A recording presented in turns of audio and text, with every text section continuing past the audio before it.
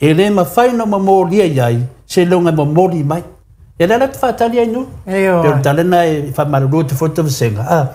To te pole tele o tau, tu mai pe ia tole fua. Langa le whamatale tole fua. Ia malama le atunu. Lea fwoi o tā pena. Lea level te mi e sa wai tele o ne mau mea. Lea tonu voi na tā pena. Au al fiki puke. Ia pa o mai loi lalo tangata i lalo langi ne. Lunga luku ai se ai koa. Aua la, aua. Ko ia ve se kua nganga sa maleleanga le kuku aua ko ke faia se luma o Samoa wala vanga luma sa fa porpole ina fo ile fa foganga le malo le tata watunu i tala vatu mo ile le ya e fa tai le fo i tata o te feilo ai matau le fo ga loka mai lava ngi dingi malanga taungu mai le solulu loka la skof yo le lava fa wa le loka Whawhunga tama.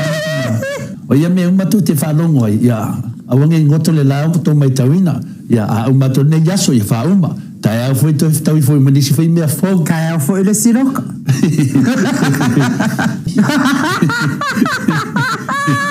Whawhunga tama. O le, more sila fia e le tunu ua le fwoi lo uwawe whae loina. Whalau ai tele ma le. Patu le suma i sunga le atawa. O le tangi le la ua tauwhia i Samoa. O le tangi no uwha aurua tua. E le ia le whaafonga mai o le to tele ia. O na whailolo leo tau reporti o tau leo tustusi. Whaafonga mai le observer, whaafonga mai talamua. O ai uma le au whai news. Au tau Radio Samoa, Radio Polynesian, ia Global News. Ia. Le ua whai atu le breaking news le mo outou. O a ue ana le tangi. E oi. O a walanga nai tusi uma mai atou articles. E tau te leo mauti noa po ai tonu e anga. Na fo ele i whailo atua le official leo. E a leo mo mua u whailo atua le nei fiafi. O a e leo le tau te iae. Ai o a personal.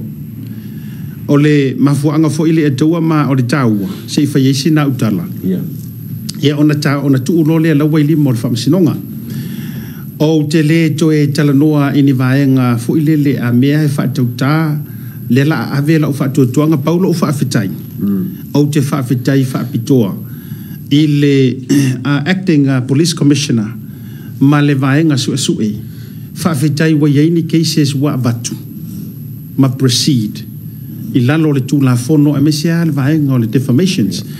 O la utangi la vai whaatitau le urungali ilea.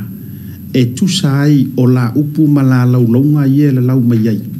Ia na utau silfia. Na utau silfia sa mo peo videos i o umo na kera. Ia whaatai fo ili to tele o tau sa o tau au maia. Por kalame maaso ese na o la tau whaiai. Ia lewa ufa iloa tua.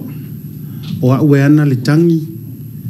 Ina ia taufia ia ma se I lano le tulafono na fua au mai lunga ia vaenga le tulafono Crimes Act section 219 o le tele fo yo vaenga ia ele mele o lo latou faaleanga ina o se ngua o se tangata mo le mele mo le lautele o le vaenga la le atua le a fuai le tangi e le o issue faatala noina o le mele o lou la lauina ma lou whaingoainga o se kangaka ingi mea e ke le mauki ngoa. Ai wa e nofo la ma whai mau mausa lau mai.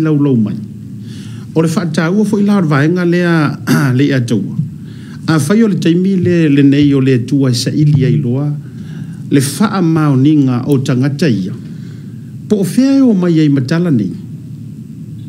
A walanga o le waka ngofi li poki kala le fake page o le winga na le na ona o tango brief o to le vaenga la ngo we onga kangi pa tua o patatua maluma mai ele to e au sa fa matalanga o le ata o to a au ma fanfana o le tula fono la fo wai I lo mar fa sinonga o le o te va vai atu o le aso suma tasi o november le fa yele mention ma le tuala upu na la lau mai ma mea uma.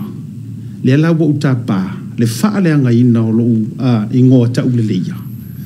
ai o au mai pe mau ni fa mau nianga o me ia la ua te la lauina mai ese mai me fu yo le lau pe pelo o lau le a la la ua to ai i le fa misino o vai ngala na le to